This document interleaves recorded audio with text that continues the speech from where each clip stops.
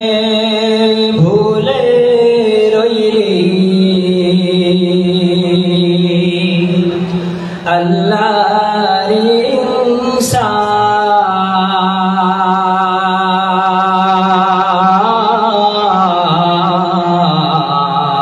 ইনসান না মানলে ফরমান রে তুই না মানলে কুরআন না মানলে ফরমান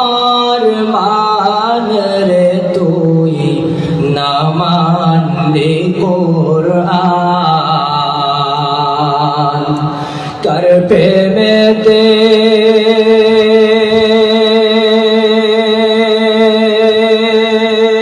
ভুলে রইলি আল্লাহর ইনসান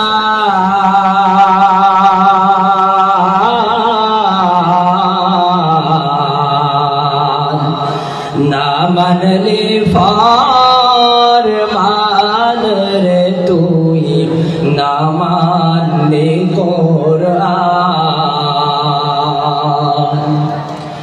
নাম নিশানা নাহি ছিল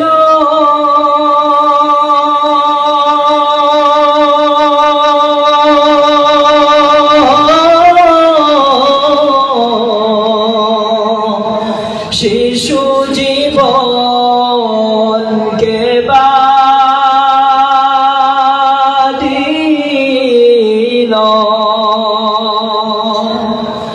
নাম নিশানা নাহি ছিল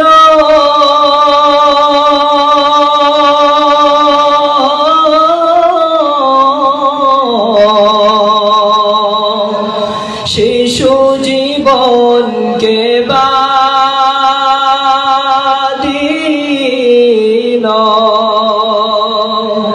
কার দয়াতে আসলি রে তুই কার দয়াতে আসলি রে তুই মায়ের উদর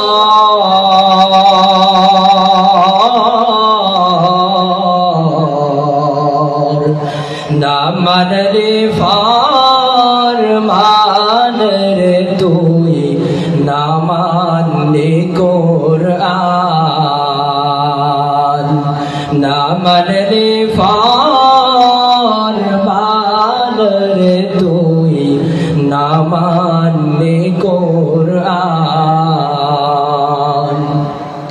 শিশু ছিলি জওয়ান হইলি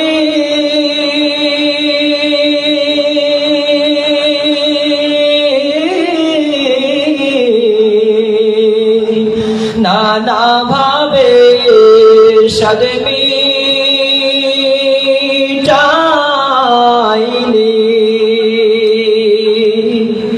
শিশু ছিলি জওয়ান হইলি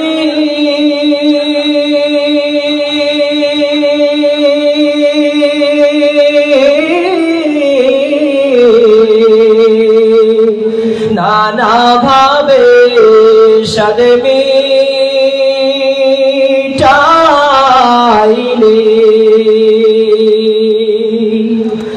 আল্লাহ রাসূল ভুলে রইলি হায় আল্লাহ রাসূল ভুলে রইলি আসিয়া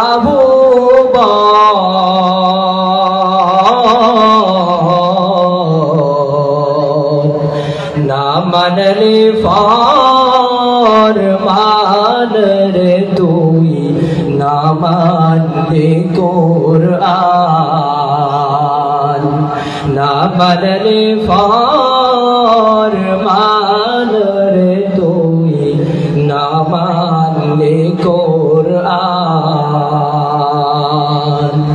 যতই করো বাহাদুরি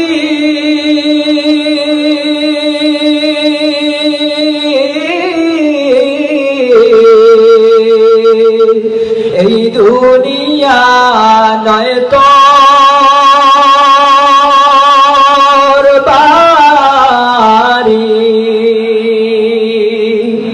যতই করো বাহাদুরি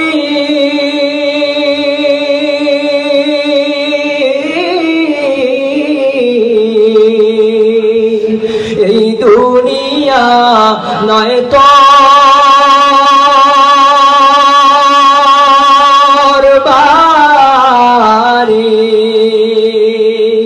যেতে হবে সবই ছাড়ি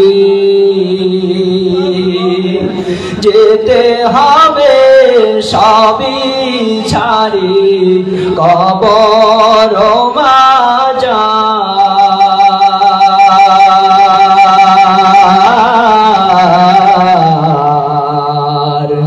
না মানলে ফরমান রে তুই না মানলে কোরআন না মানলে ফরমান রে তুই না মানলে কোরআন কার প্রেমেতে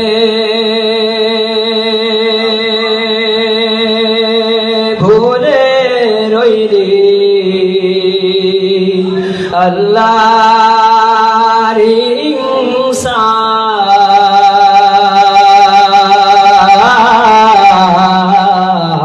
ইনসান না মানলে ফরমান রে তুই না মানলে কোরআন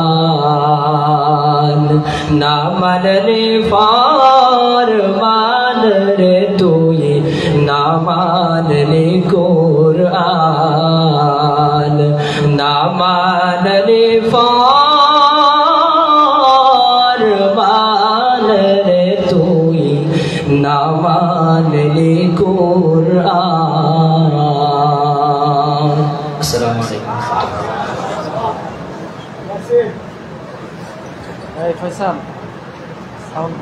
অসংখ্য ধন্যবাদ মোহাম্মদ ফয়সালকে। আসলে আমাদের মূল লক্ষ্য হবে রব পর্যন্ত পৌঁছা। আল্লাহ পবিত্র কালামে বলেন, ইয়া আইয়ুহাল ইনসান ইন্নাকা কাদিহুন ইলা রাব্বিকা কাদহান ফামুলাকি। হে মানুষ, তোমার রব পর্যন্ত পৌঁছতে তোমাকে কঠিন পরিশ্রম করতে হবে, অতঃপর তুমি তোমার রবের সাক্ষাৎ পাবে। এটাই বাস্তবতা। এ পর্যায়ে আমাদের সামনে মূল্যবান নসিহা পেশ করবেন দেশ বরেণ্য ওয়াইজ, বাংলার কিংবদন্তি হযরত মাওলানা মুফতি হেদায়েতুল্লাহ খান আজাদি হাফিজাহুল্লাহ। হযরতকে তার মূল্যবান নসিহা পেশ করার জন্য সবিনয় অনুরোধ জানাচ্ছি। ধন্যবাদ।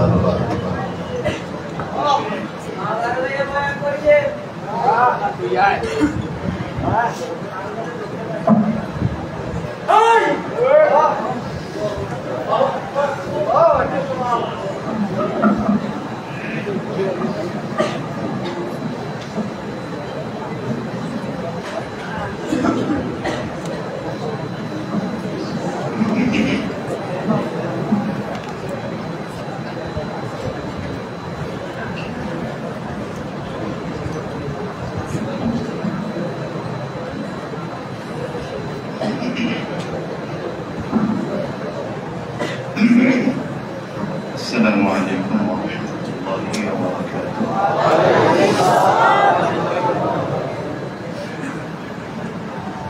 نحمده ونصلي على رسوله الكريم. أما بعد فأعوذ بالله من الشيطان الرجيم. بسم الله الرحمن الرحيم. إن أكرمكم عند الله أتقاكم. صدق الله العظيم وصدق رسوله النبي الكريم ونحن على ذلك من الشاهدين والشاكرين والحمد لله رب العالمين. আল্লাহ পাকের দরবারে অসংখ্য শুকর ও সুজুদ যে মাওলাই করিম আপনাকে আমাকে সপ্তাহের সবথেকে দামি দিন জুমার দিনে মাগরিবের নামাজ আদায় করার পরে আমাদেরকে দামি মজলিসের দামি জায়গায় আল্লাহ ওয়ালাদের সুহবতে নেককার মানুষদের সুহবতে বসার তৌফিক দিয়েছেন, বলি আলহামদুলিল্লাহ। এক তো আজকে জুমার দিন, খুব দামি দিন। দ্বিতীয় হলো মাদ্রাসা, এবং যে অংশে আমরা বসে আছি এই অংশে নামাজ পড়া হয়, তার মানে মসজিদ, সাজদা দেওয়ার জায়গা, এটা আরো দামি। এরপরে মাগরিবের নামাজ, রাতের শুরুর ভাগের নামাজ। নামাজের পরে বসে আছি এমন মানুষদের সাথে যে মানুষগুলো আল্লাহ পাওয়ার জন্য বসছে,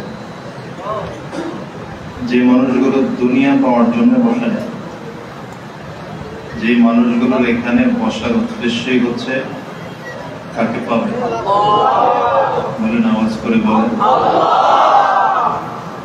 দুনিয়ার বিভিন্ন জায়গায় গেলে বিভিন্ন নিয়ত থাকে। মানুষ বাজারে যায় বাজার করার জন্য, চাকরি করতে যায় মাস শেষে টাকা পাওয়ার জন্য, ব্যবসা বাণিজ্য করে কিছু লাভ পাওয়ার জন্য, নদীর ঘাটে যায়, পানির কাছে যায় গোসল করার জন্য,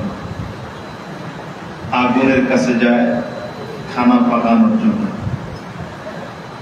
দিনদারদের কাছে আসে, আল্লাহ ওয়ালাদের কাছে আসে আল্লাহ পাওয়ার জন্য। এজন্য যেই মানুষ যত বেশি আল্লাহকে চায় তারা বেশি আল্লাহ ওয়ালাদের সাথে থাকতে হয়। এজন্য সাহাবায়ে কেরামদেরকে আল্লাহ তাআলা শিখিয়েছেন নবীর সাথে থাকার জন্য। সাহাবায়ে কেরাম তো নবীজির এত কাছে থাকতেন,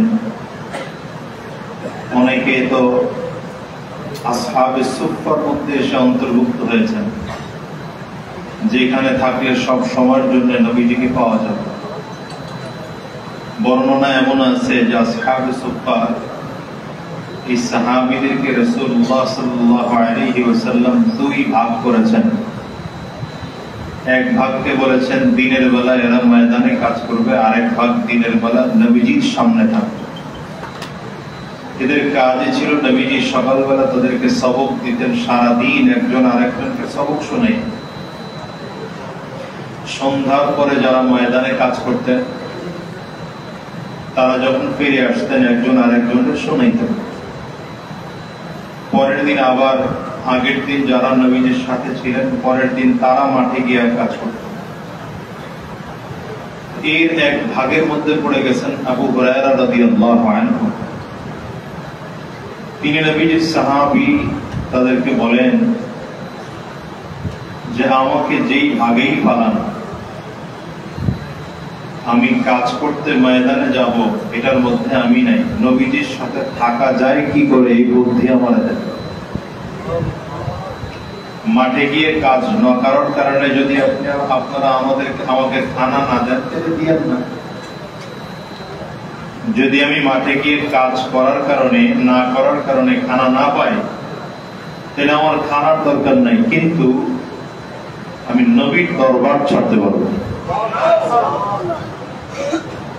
এটা ছিল আবু হুরায়রা রাদিয়াল্লাহু আনহুর আমল।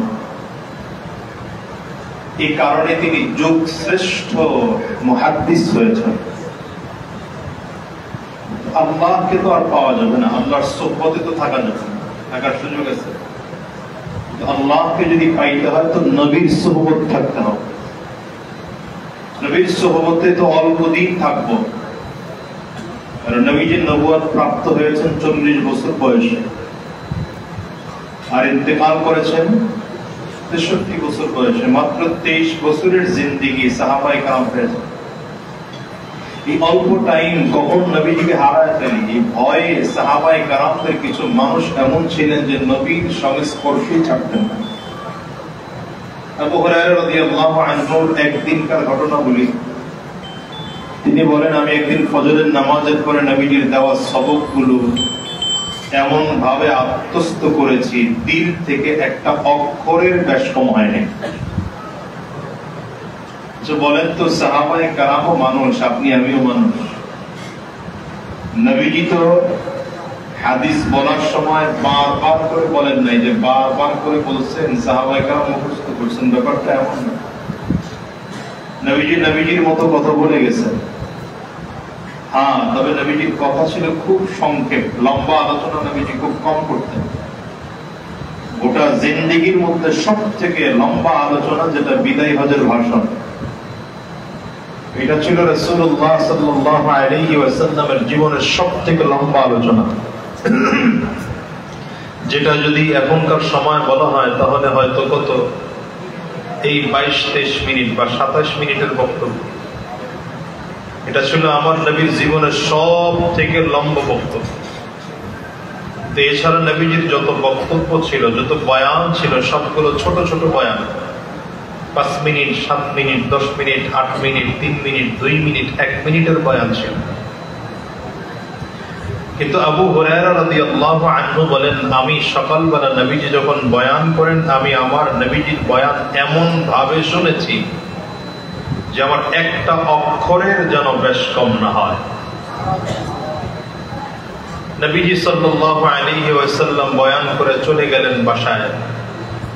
আবু হুরায়রা রাদিয়াল্লাহু আনহু বলেন, চিন্তা করলাম যদি ভুলে যাই,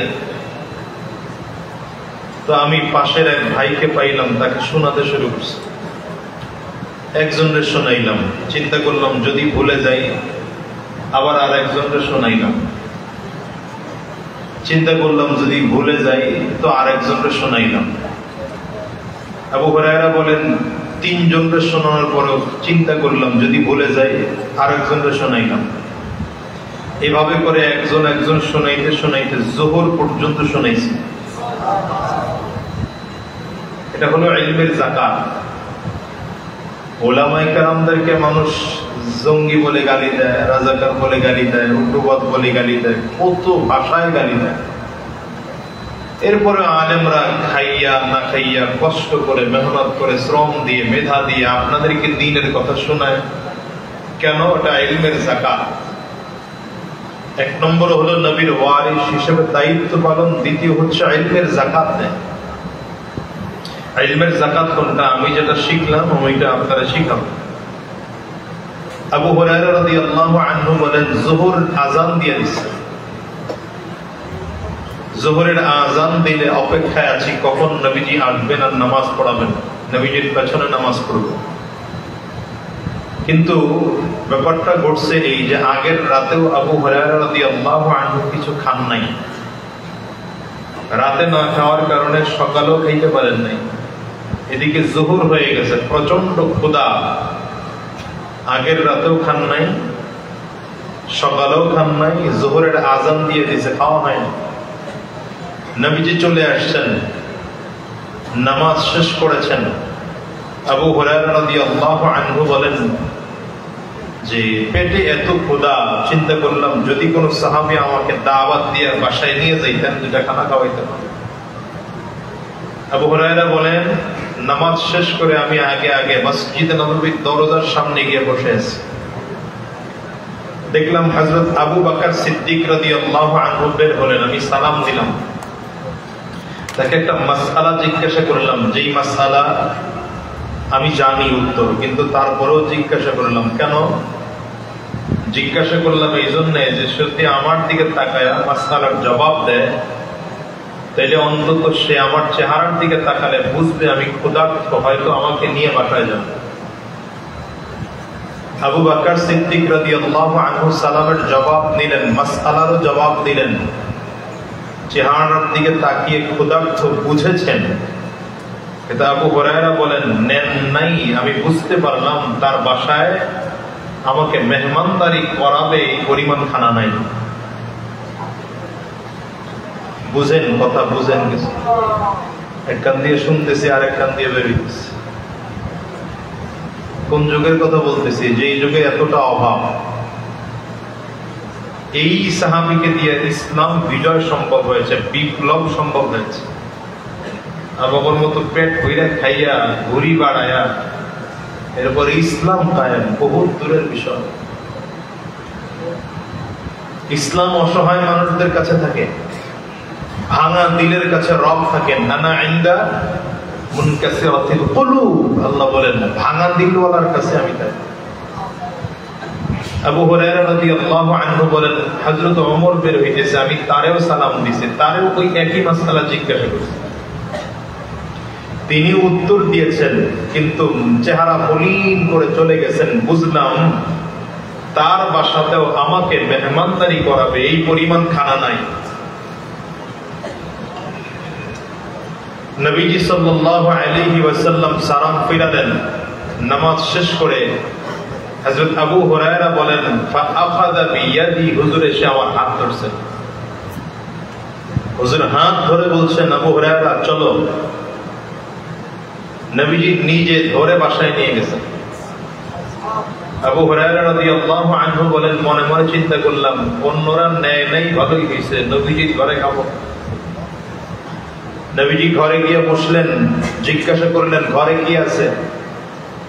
পর্দার আড়াল থেকে ছোট্ট একটা পিয়ালায় অর্ধেক পিয়ালা পরিমাণ দুধ দেওয়া হয়েছে। পিয়ালাটা বড়, বলেন না কথা, পিয়ালাটা ছোট, ভরা পিয়ালা অর্ধেক পিয়ালা। আবু হুরায়রা রাদিয়াল্লাহু আনহু বলেন পিয়ালার দুধ দেখে চিন্তা করলাম আমি খাবো না নবী খাবেন। এই ছোট্ট পিয়ালার দুধে তো আমারই পেট ভরবে না, তো আমি পান করবো না নবী পান করবেন, এমনি প্রচন্ড ক্ষুধা। এর মধ্যে হঠাৎ করে নবীজি বললেন আবু হুরায়রা দেখলাম মসজিদে নববীতে খানা পাক হয় নাই, আমার সাহাবীদেরকে ডাকো। মসজিদের মধ্যে তো আসহাবে সুফফার প্রায় 70 জন সাহাবী ছিলেন। আবু হুরায়রা রাদিয়াল্লাহু আনহু বলেন এই ছোট্ট পিয়ালার দুধ দেখে আমার চিন্তায় পড়ে গেলাম আমি খাবো না নবী খাবেন, এর মধ্যে আবার ডাকতে বলছেন 70। নবী বলছেন কিছু করার নাই, ডাক দিলাম। আবু হুরায়রা রাদিয়াল্লাহু আনহু বলেন নবীজির কাছে সব সাহাবীরা এসে বসা, 70 জন সাহাবী বসে আছে পেটে ক্ষুধা নিয়ে। আজকে তাদের জন্য খানাও পাকানো হয়নি। নবীজি দুধের পিয়ালাটা আমার হাতে দিয়ে বললেন পান করাও। পান করতে বলছেন না পান করাইতে বলছেন। আবু হুরায়রা রাদিয়াল্লাহু আনহু মনে মনে বলেন যে আমি চিন্তা করলাম, বলেন আমি মনে মনে চিন্তা করলাম যদি কোনো এক সাহাবী খেয়েই ফেলে তো আমি কি খাবো। তো নবী বলছেন আদেশ পালন করার জন্য একজনের হাতে দিলাম। ডান দিক থেকে একজন সাহাবী 3 বার মুখ লাগায়া পেট ভরে দুধ পান করেছেন। নবীজি ইশারা দিলেন, তিনি পাশের সাহাবীকে দিয়েছেন পিয়ালা, তিনিও 3 বার মুখ লাগায়া দুধ পেট ভরে পান করলেন। তিনি আরেকজন সাহাবীর হাতে দিয়েছেন, তিনিও পেট ভরে দুধ পান করলেন। তিনি আরেকজন সাহাবীর হাতে দিয়েছেন, তিনিও পেট ভরে দুধ পান করলেন। তিনি আরেকজন সাহাবীর হাতে দিয়েছেন, তিনিও পেট ভরে দুধ পান করলেন। তিনি আরেকজন সাহাবীর হাতে দিলেন, তিনিও পেট ভরে দুধ পান করলেন। তিনি আরেকজনের সাহাবীর হাতে দিয়েছেন, তিনিও পেট ভরে দুধ পান করলেন। এভাবে 70 জন সাহাবী পেট ভরে দুধ পান করেছেন। আবু হুরায়রা রাদিয়াল্লাহু আনহু বলেন এবার নবীজি আমাকে ইশারা করলেন তুমি পান করো। আমার পেটে ক্ষুধার কারণে এমন টান দিছি এক টানেই পেট ভরা, এক টানে। নবীজি ইশারা করলেন আবার পান করো। আবু হুরায়রা রাদিয়াল্লাহু আনহু বলেন হুজুর যথেষ্ট। নবীজি ধমক দিয়ে বললেন আবার পান করো। আবু হুরায়রা রাদিয়াল্লাহু আনহু বলেন নবীজির ধমক খাওয়ার পরে আবার মুখ লাগাইলাম, আবার পান করা শুরু করলাম। পিয়ালা নবীজির হাতে দেব, নবী বলেন আবার পান করো। কয়বার হলো? আবু হুরায়রা রাদিয়াল্লাহু আনহু বলেন জীবনে আমি এত পরিমাণ বেশি দুধ পান করি নাই। 3 বার পেট ভরে দুধ পান করে এবার পিয়ালা নবীজির হাতে দিলাম। নবীজি 1 চুমুক 2 চুমুক 3 চুমুক দিয়ে 3 বার করে নবীজি দুধ দিয়ে মুখ পিয়ালায় মুখ লাগিয়ে দুধ পান করলেন। এরপরে পর্দা সরিয়ে পেয়ালা ভেতরে দিলেন। আবু হুরায়রা বলেন যেই পরিমাণ দুধ এসেছিল মাঝখানে 70 জন সাহাবী আমরা দুধ পান করেছি। আমি আবু হুরায়রা অতিরিক্ত দুধ পান করেছি, নবীজি দুধ পান করেছেন। এরপরে পেয়ালা ফেরত দেওয়া হলো, একটা ফোঁটা পেয়ালা থেকে দুধ কমে নাই।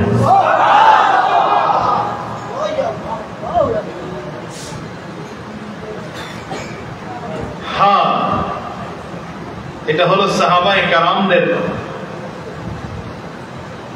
দ্বীনের সোহবতে, আল্লাহ ওয়ালাদের সোহবতে, নবীর সোহবতে থাকার উদাহরণ দিতে গিয়ে কথা বললাম।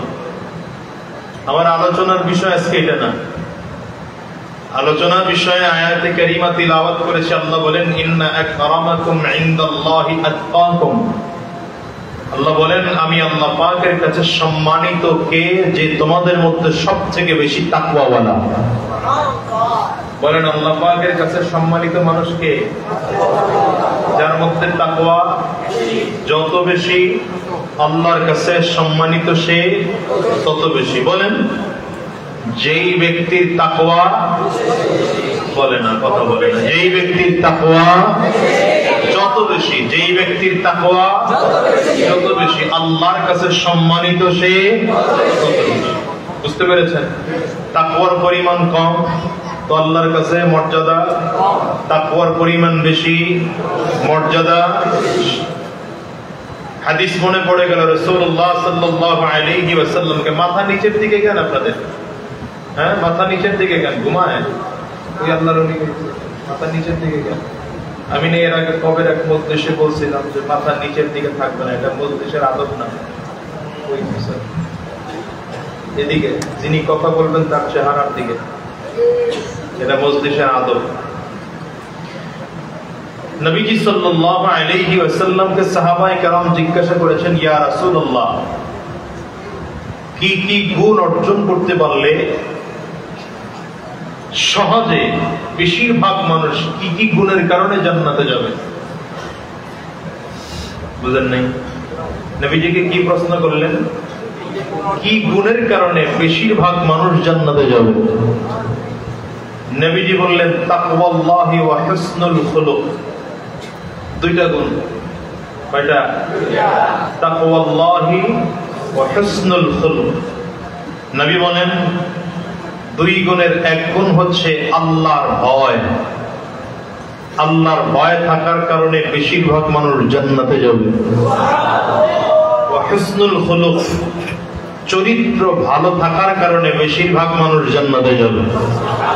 এখন নিজের হিসাব নিজে মিলান, তাকওয়া কতটুকু আছে আর চরিত্র কতটুকু ভালো আছে।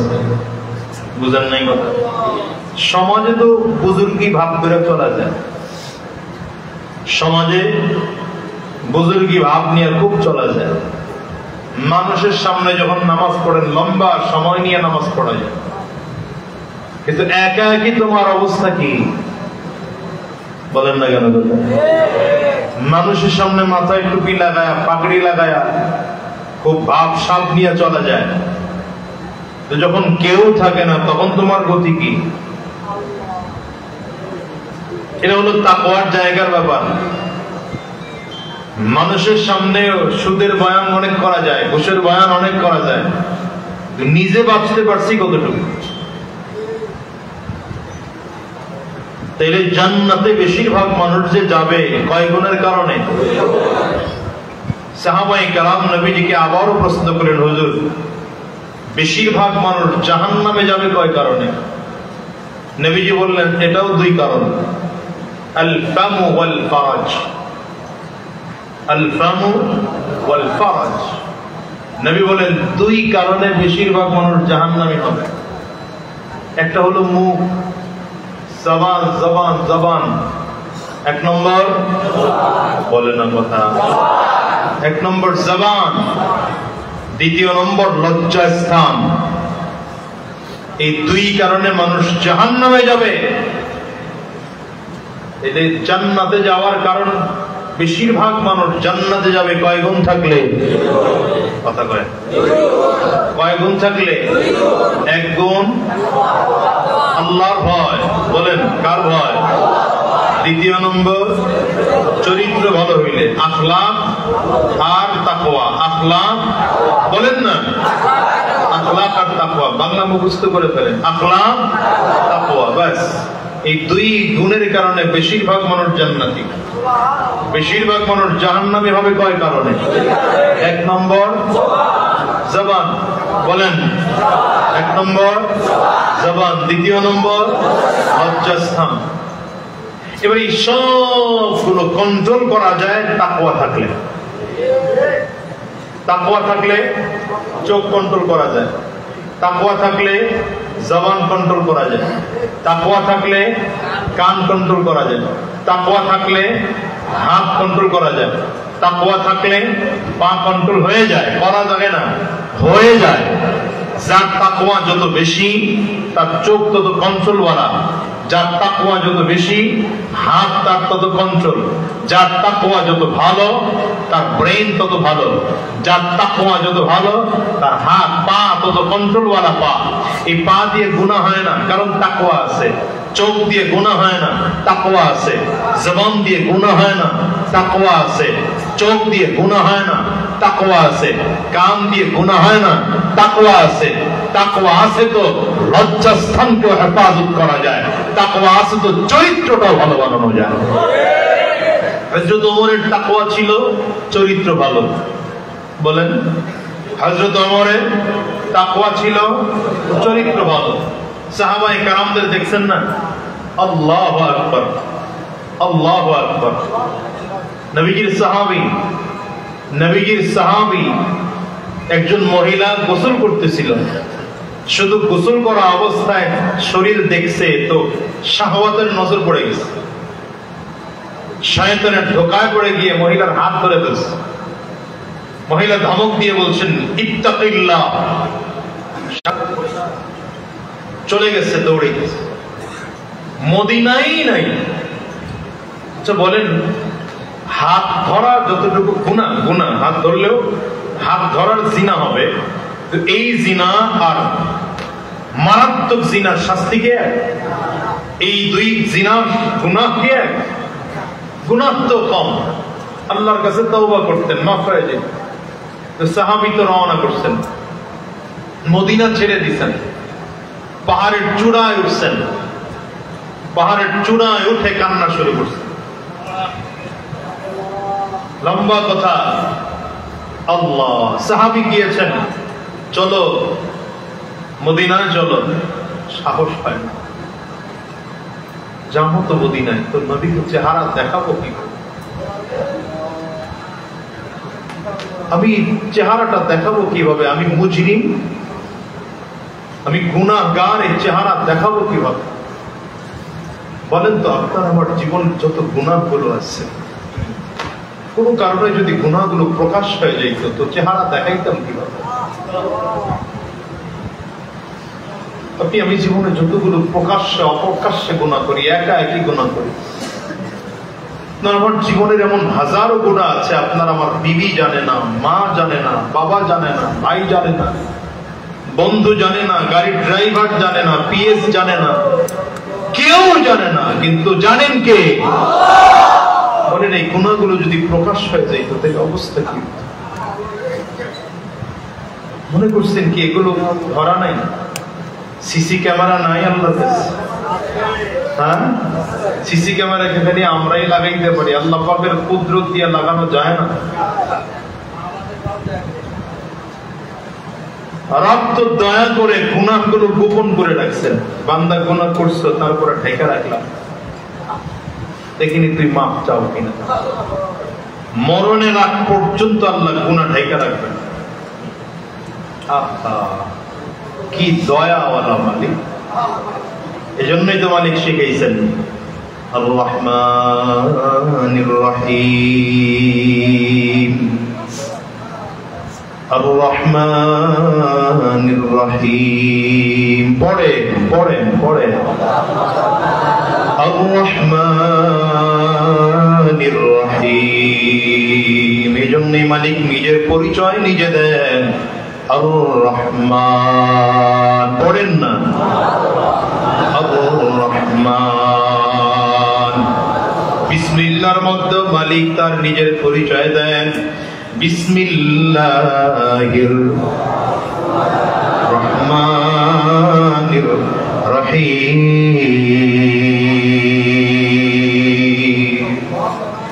আমি আল্লাহ অনেক দয়ালু, বান্দা আমি আল্লাহ অনেক মায়াবী। এই জন্য তুই গুনাহ করলে আমি তোর গুনাহটারে গোপন করে রাখি। তোর বাবাকেও তোর গুনাহ জানতে দেই না, তোর মাকেও তোর গুনাহ জানতে দেই না, তোর বিবিরে তোর গুনাহ জানতে দেই না। তোর বিবি যদি তোর গুনাহ জানতো, লাথি মেরে ঘর থেকে বের করে দিত, স্বামী পরিচয় দিত না। মা যদি তোর গুনাহ জানতো, মা তোর ঘরের মধ্যে রাখতো না, মা ঘর থেকে বের করে দিত। বাবা যদি তোর গুনাহ জানতো, বাবা ঘরে রাখতো না, ত্যায্য ঘোষণা করতো।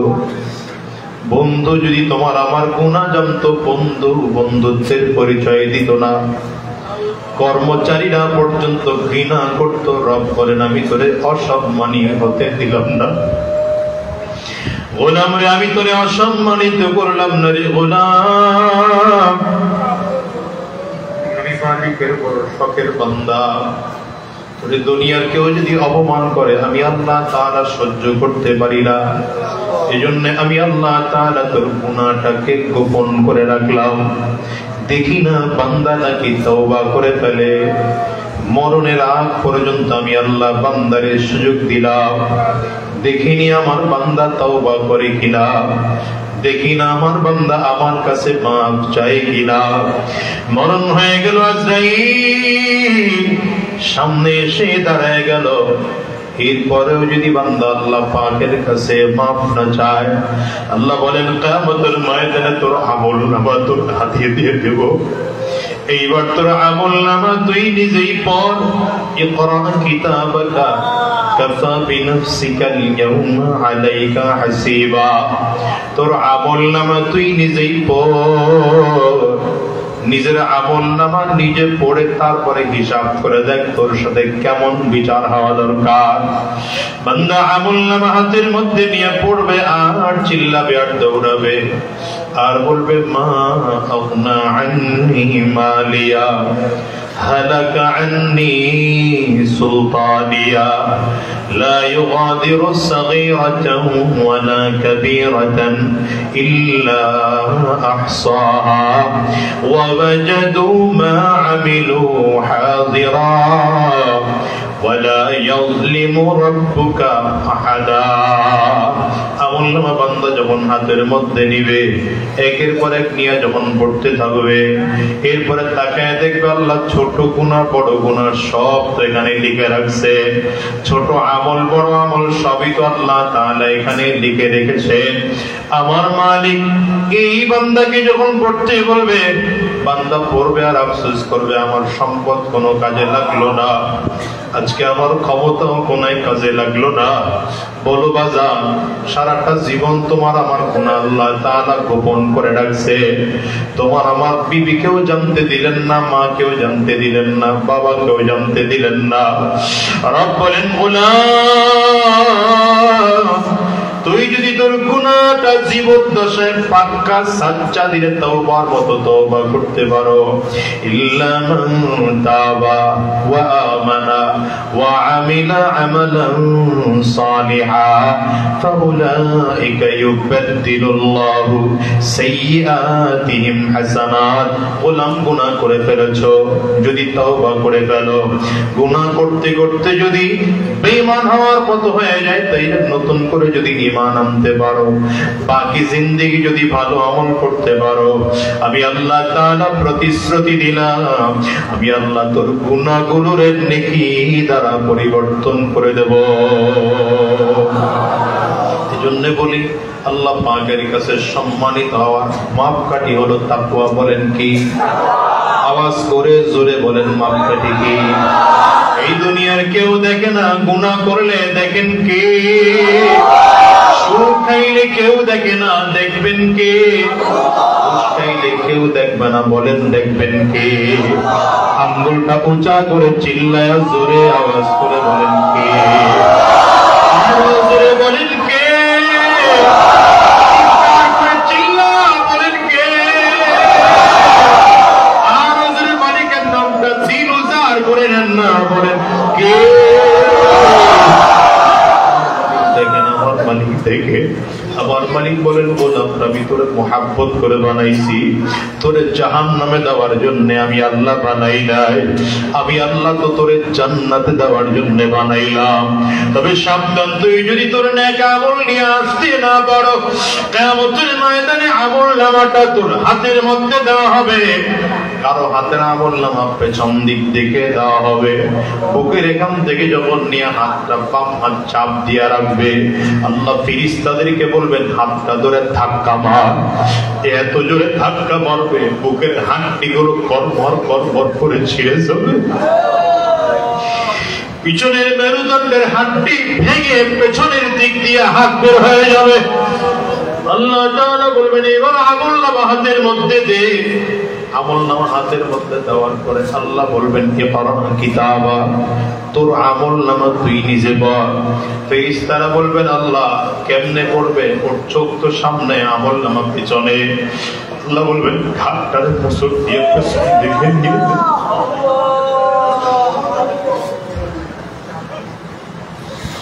হাতটা মোচড় দিয়া ঘাট তারে পেছন দিক দিয়ে নিয়ে যাবে। হাড্ডিগুলো ভেঙে চুরমার হয়ে যাবে। লা ইয়ামুতু ফিহা ওয়া লা ইয়াহইয়া, বাঁচতেও পারবে না, মরেও যাবে না। এমন শাস্তি কিয়ামত পর্যন্ত চলতেই থাকবে। এজন্য বলি সাবধান, যদি জান্নাতে যাইতে হয় তাকওয়া অর্জন করো, চরিত্রটাকে ভালো বানাও। সাবধান, চরিত্রের মধ্যে ঘুষের মায়া ঢুকায়ও না, সুদের মায়া ঢুকাইও না, হারামের মায়া ঢুকায়ও না। মালিকের মুহাব্বত কলিজার মধ্যে ঢুকাও, আর আল্লাহর ভয় কলিজার মধ্যে ঢুকাও।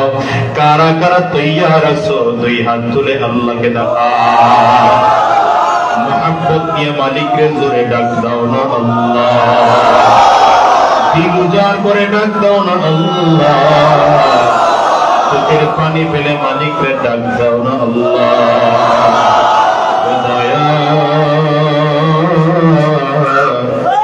মাওলা রে,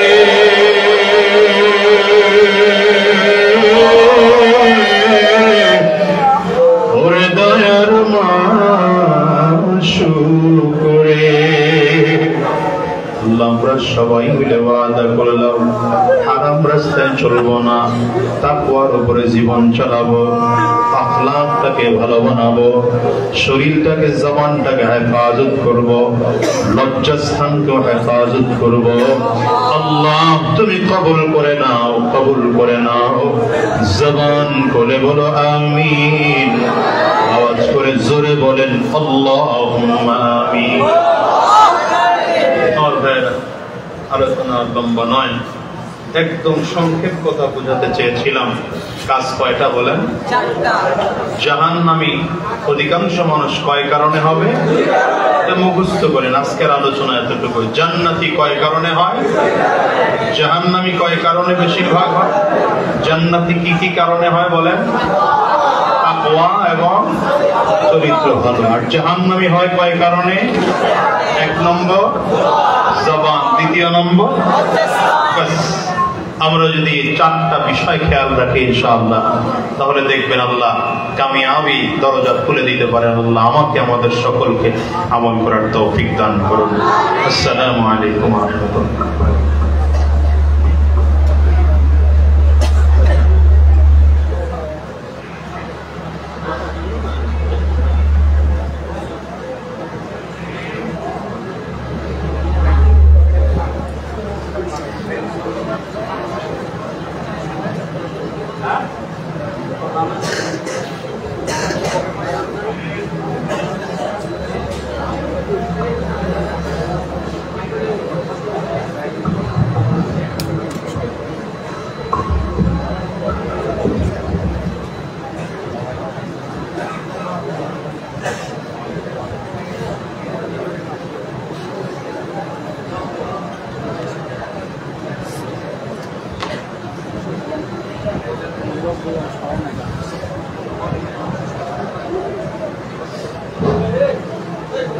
অসংখ্য ধন্যবাদ মুফতি হেদায়েতুল্লাহ খান আজাদী হাফিজাহুল্লাহকে মূল্যবান নসিহা পেশ করার জন্য। এ পর্যায়ে আমাদের মাদ্রাসার এবং বেফাকুল মাদারিসিল আরবিয়া বেফাক পরীক্ষায় যারা অত্র জামিয়া থেকে সারা বাংলাদেশে সিরিয়াল এসেছে এবং স্টান অর্জন করেছেন, তাদের মাঝে পুরস্কার বিতরণ করা হবে। প্রথমে আমরা আমাদের যে সকল ছাত্র বন্ধুরা পুরস্কৃত হবে আজকে, তাদেরকে এক পাশে সিরিয়াল ধরে দাঁড়ানোর জন্য সবিনয় অনুরোধ জানাচ্ছি। ধন্যবাদ। আমাদের জামিয়াত আলিমিয়া মাদ্রাসা থেকে বেফাক পরীক্ষায় যারা স্টান করেছে, বেফাকের পক্ষ থেকে তাদের জন্য এবং অত্র জামিয়ার পক্ষ থেকে তাদের জন্য পুরস্কার রয়েছে।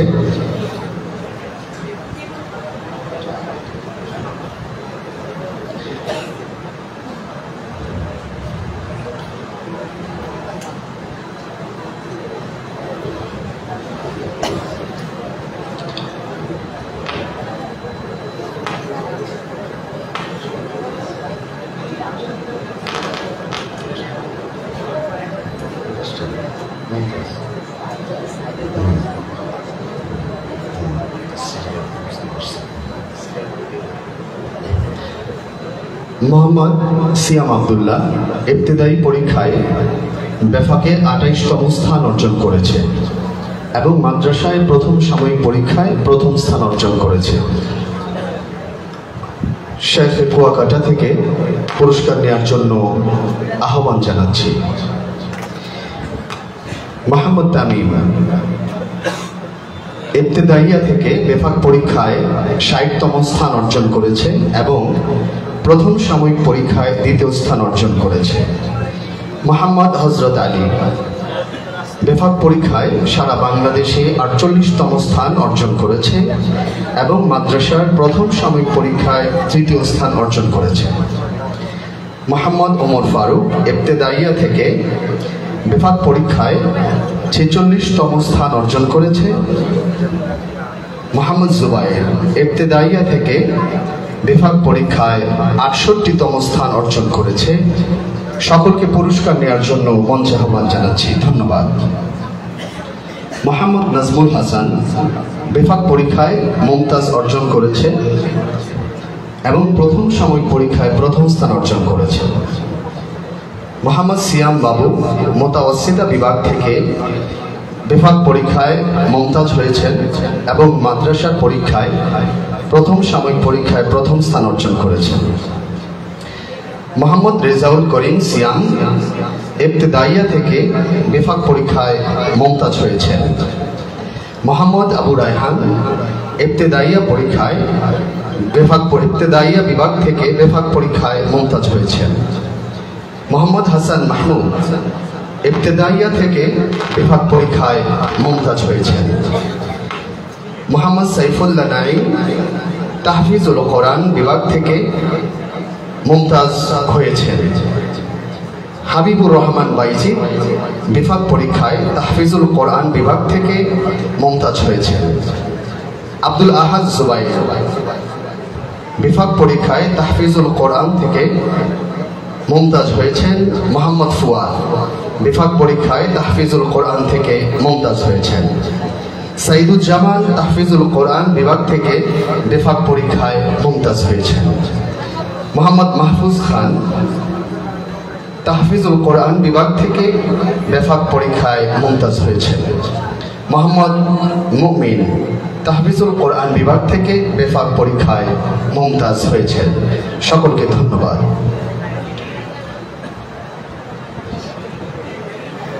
আমাদের মাদ্রাসার বার্ষিক পরীক্ষায় যারা ভালো রেজাল্ট করেছেন এখন তাদের মাঝে পুরস্কার বিতরণ করা হবে। মোহাম্মদ ফয়সাল বরিশাল প্রথম সাময়িক পরীক্ষায় এবং বার্ষিক পরীক্ষায় প্রথম স্থান অর্জন করেছেন।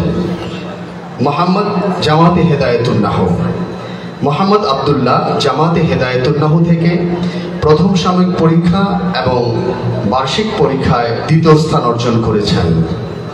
মোহাম্মদ আখতার হেদায়েতুন্নাহ বার্ষিক পরীক্ষায় 3য় স্থান অর্জন করেছেন। মোহাম্মদ রাকি জামাতে মিজান প্রথম সাময়িক পরীক্ষা এবং বার্ষিক পরীক্ষায় প্রথম স্থান অর্জন করেছেন।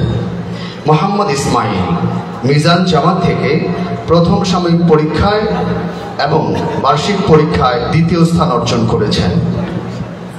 ইয়াসিন আরাফাত জামাতে মিজান থেকে মুমতাজ হয়েছেন প্রথম সাময়িক পরীক্ষায় এবং বার্ষিক পরীক্ষায় তৃতীয় স্থান অর্জন করেছেন।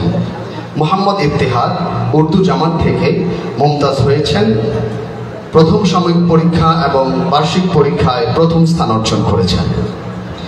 মোহাম্মদ রিফাত উর্দু জামাত থেকে বার্ষিক পরীক্ষায় দ্বিতীয় স্থান অর্জন করেছেন। মোহাম্মদ আব্দুল আজিজ উর্দু জামাত থেকে বার্ষিক পরীক্ষায় তৃতীয় স্থান অর্জন করেছেন। মোহাম্মদ আব্দুল রাজ্জাক নাজেরা বিভাগ থেকে প্রথম সাময়িক বার্ষিক পরীক্ষায় প্রথম স্থান অর্জন করেছেন। মোহাম্মদ নিহান নাজেরা বিভাগ থেকে বার্ষিক পরীক্ষায় দ্বিতীয় স্থান অর্জন করেছেন। আলী হোসেন নাজেরা বিভাগ থেকে বার্ষিক পরীক্ষায় তৃতীয় স্থান অর্জন করেছেন। মোহাম্মদ সিয়াম বিন সেলিম নাজেরা বিভাগ থেকে বার্ষিক পরীক্ষায় তৃতীয় স্থান অর্জন করেছেন। মোহাম্মদ হুসাইন তৃতীয় শ্রেণী থেকে বার্ষিক পরীক্ষায় প্রথম স্থান অর্জন করেছেন। তামবিন বিন ইকরামুল বার্ষিক পরীক্ষায় তৃতীয় শ্রেণী থেকে দ্বিতীয় স্থান অর্জন করেছেন। মোহাম্মদ আব্দুর রহমান বিন দিলওয়ার তৃতীয় শ্রেণী থেকে বার্ষিক পরীক্ষায় তৃতীয় স্থান অর্জন করেছেন। আব্দুল্লাহ খান প্রথম সাময়িক এবং বার্ষিক পরীক্ষায় প্রথম স্থান অর্জন করেছেন দ্বিতীয় শ্রেণী থেকে। মোহাম্মদ আবি দ্বিতীয় শ্রেণী থেকে বার্ষিক পরীক্ষায় দ্বিতীয় স্থান অর্জন করেছেন। মোহাম্মদ জিহাদ প্রথম সাময়িক এবং বার্ষিক পরীক্ষায় দ্বিতীয় শ্রেণী থেকে তৃতীয় স্থান অর্জন করেছেন। সাজ্জাদুর রহমান সাঈদ প্রথম বার্ষিক পরীক্ষায় প্রথম স্থান অর্জন করেছেন প্রথম শ্রেণী থেকে। ইয়াসিন বিন আলমগীর প্রথম শ্রেণী থেকে বার্ষিক পরীক্ষায় দ্বিতীয় স্থান অর্জন করেছেন।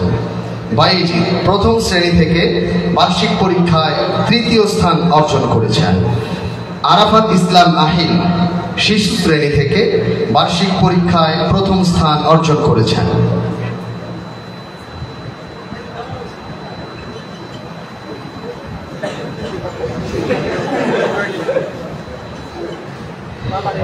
আলী তাহসিন শিশু শ্রেণী থেকে দ্বিতীয় স্থান অর্জন করেছেন। নাহিয়ান শিশু শ্রেণী থেকে বার্ষিক পরীক্ষায় তৃতীয় স্থান অর্জন করেছেন। সবাইকে আন্তরিকভাবে ধন্যবাদ।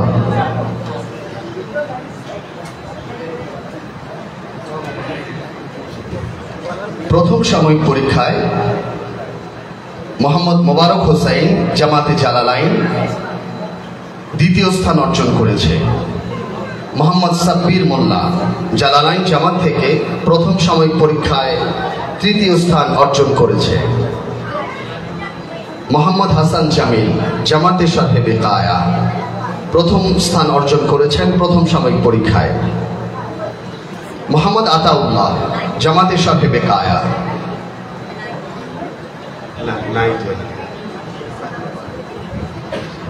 মোহাম্মদ আতাউল্লাহ শারহে বেকায়া প্রথম সাময়িক পরীক্ষায় দ্বিতীয় স্থান অর্জন করেছে। মোহাম্মদ আরিফ জামাতে তাইসির প্রথম সাময়িক পরীক্ষায় দ্বিতীয় স্থান অর্জন করেছেন। মোহাম্মদ হুজাইফা জামাতে উর্দু প্রথম সাময়িক পরীক্ষায় প্রথম স্থান অর্জন করেছেন। মোহাম্মদ তামিম বিন তারিক জামাতে উর্দু দ্বিতীয় স্থান অর্জন করেছেন। মোহাম্মদ আল আমিন জামাতে উর্দু তৃতীয় স্থান অর্জন করেছেন। মুবাশশির বিন মামুন নাজেরা বিভাগ থেকে প্রথম স্থান অর্জন করেছেন। মুবাশশির বিন মামুন প্রথম স্থান অর্জন করেছেন নাজেরা বিভাগ থেকে। সিয়াম আরিফ নাজেরা বিভাগ থেকে সিয়াম শরীফ নাজেরা বিভাগ থেকে দ্বিতীয় স্থান অর্জন করেছেন। মোহাম্মদ ফাহিম নাজেরা বিভাগ থেকে তৃতীয় স্থান অর্জন করেছেন। আব্দুল্লাহ বিন মানিক নাজেরা বিভাগ থেকে তৃতীয় স্থান অর্জন করেছেন। মোহাম্মদ সালমান তৃতীয় শ্রেণী থেকে দ্বিতীয় স্থান অর্জন করেছেন। মোহাম্মদ মুইন দ্বিতীয় শ্রেণী প্রথম স্থান অর্জন করেছেন। মোহাম্মদ আবদুল্লাহ তালুকদার দ্বিতীয় শ্রেণী দ্বিতীয় স্থান অর্জন করেছেন।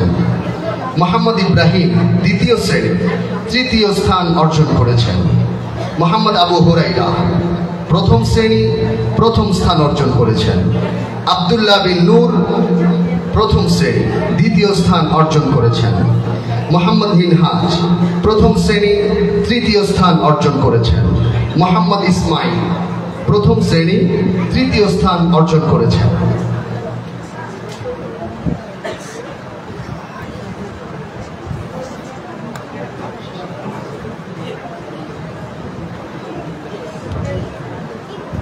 বেফাকুল মাদারিসিল আরাবিয়া বাংলাদেশ থেকে আমাদের অত্র জামিয়া থেকে যারা বোর্ডের সিরিয়ালে এসেছেন, বেফাকের পক্ষ থেকে নগদ অর্থ পুরস্কার হিসেবে প্রদান করা হয়েছে। তো এখন আমি নাম ঘোষণা করছি যারা বেফাক পরীক্ষায় সারা বাংলাদেশে সিরিয়ালে এসেছে। মুতাওয়াসসিতা বিভাগ থেকে মোহাম্মদ নাজমুল হাসান 50তম স্থান অর্জন করেছেন। আমাদের কুয়াকাটা হুজুরের হাত থেকে পুরস্কার নেওয়ার জন্য আমি মঞ্চে ডেকে নিচ্ছি। মোহাম্মদ ফয়সাল বিন নাসির ইবতেদাইয়া থেকে সারা বাংলাদেশে 27তম স্থান অর্জন করেছেন ফয়সাল বিন নাসির।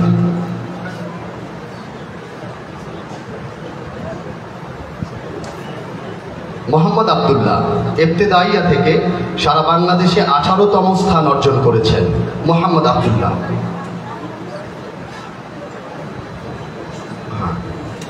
মুতাওয়াসসিতা বিভাগ থেকে মোহাম্মদ আব্দুল্লাহ 41তম স্থান অর্জন করেছেন। পুরস্কার নেওয়ার জন্য মঞ্চে ডেকে নিচ্ছি।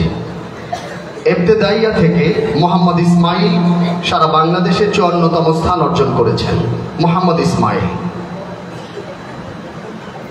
মোহাম্মদ নাহিদ ইসলাম ইবতেদাইয়া থেকে সারা বাংলাদেশে 80তম স্থান অর্জন করেছেন। ইবতেদাইয়া থেকে মোহাম্মদ রাকিবুল হাসান সারা বাংলাদেশে 22তম স্থান অর্জন করেছেন। ইবতেদাইয়া থেকে মোহাম্মদ সিয়াম 28তম স্থান অর্জন করেছেন।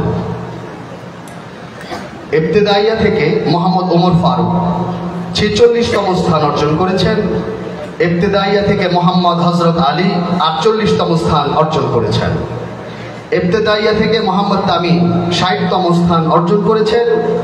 ইবতেদাইয়া থেকে মোহাম্মদ জুবায়ের 68তম স্থান অর্জন করেছেন। এই ছিল আমাদের জামিয়াতে আলিমিয়া ঢাকার প্রথম সাময়িক বার্ষিক পরীক্ষার পুরস্কার বিতরণ এবং যারা বেফাকুল মাদারিসিল আরাবিয়া বাংলাদেশ, হ্যাঁ জুবায়ের ইবতেদাইয়া থেকে জুবায়ের বলছি, জুবায়ের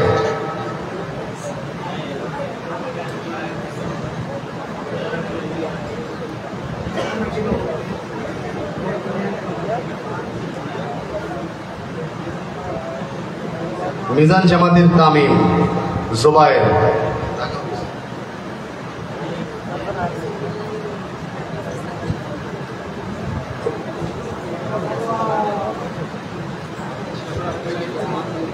আমরা সবাই অত্র জামিয়ার ছাত্রদের জন্য দোয়া করি, তাদের উজ্জ্বল ভবিষ্যৎ কামনা করি। আল্লাহ আমাদের তৌফিক দান করুন। এই ছিল আমাদের আজকের পুরস্কার বিতরণী অনুষ্ঠান। এ পর্যায়ে আমাদের সামনে মূল্যবান নসিহা পেশ করবেন অত্র জামিয়ার প্রতিষ্ঠাতা মুহতামিম বাংলার নন্দিত ওয়াইজ খতিবুল উম্মাহ হাফিজুর রহমান সিদ্দিক হাফিজাহুল্লাহ শাইখে কুয়াকাটা।